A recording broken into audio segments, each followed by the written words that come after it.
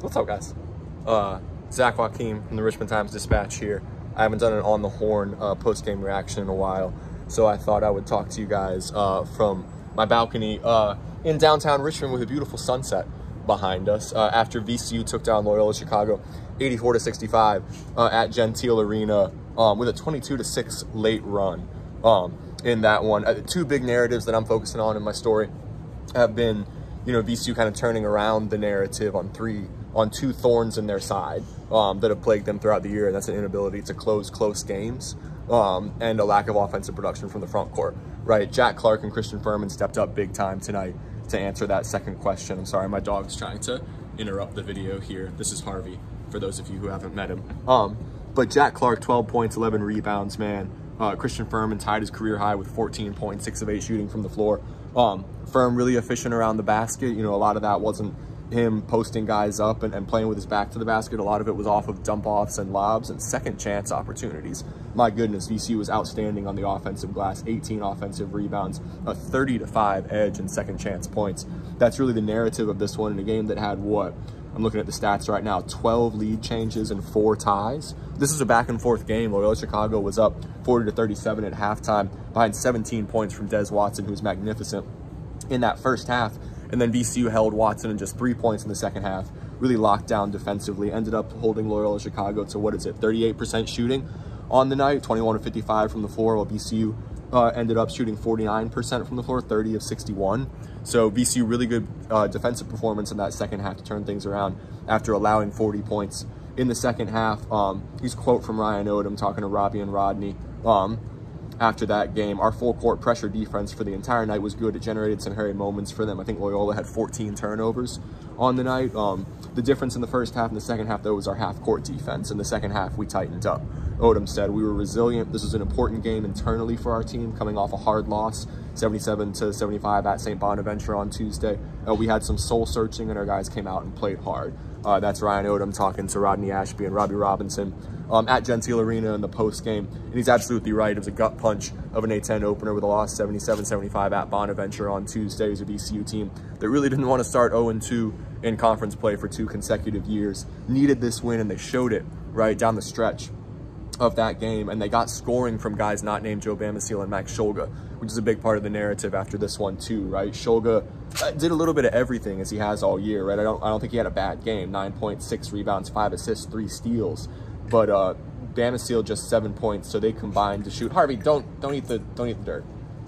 Don't eat the dirt. Max and Joe combined to shoot 4 of 15 from the floor, and the Rams found scoring elsewhere, right? Zeb Jackson also key down the stretch, 11 points, 4 of 8 from the floor, 3 of 6 from three-point range, hit some key threes there. And man, Philip Russell, just after scoring 26 against the Vonnies, 25 tonight, I think his mentality is vital to this team being able to close games late, right? They need Phil on the floor in crunch time because he's the spirit animal for this team, right? He's the guy that sets the tone defensively, and he's been their leading scorer the last couple of games. Hit some huge shots. I mean, I think it was, where was it? I highlighted the full sequence here. Watson hit a 3 from the left corner to make it 62-59 with about 7 minutes to play.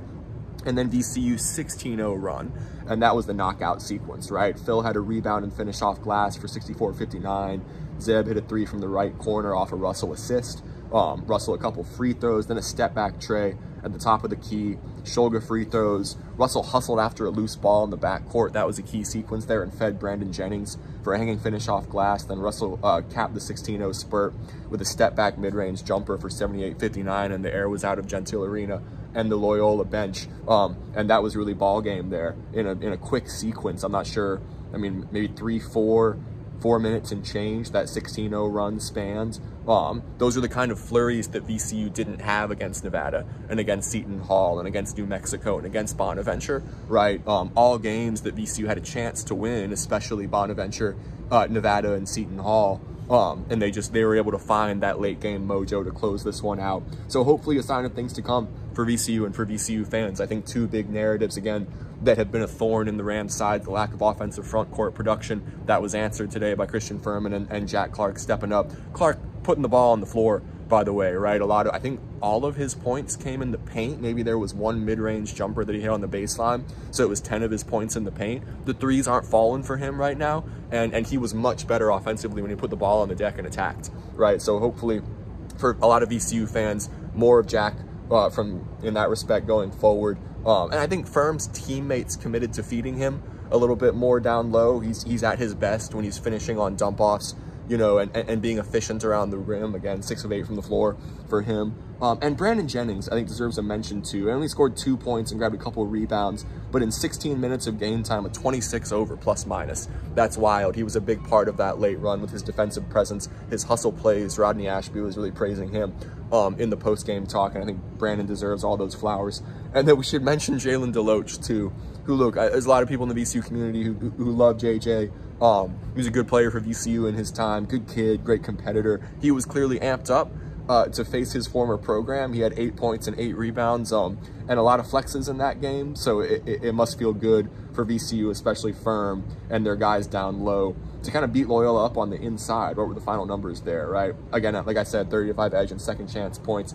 And VCU won the rebounding battle 40-28 and outscored Loyola in the paint 40-22. So a huge win for VCU to get back on track, right the ship a little bit in A10 play against a Loyola team that has some injuries and has been struggling lately, it should be said, but it was a game that VCU had to have, and you end up winning by 19.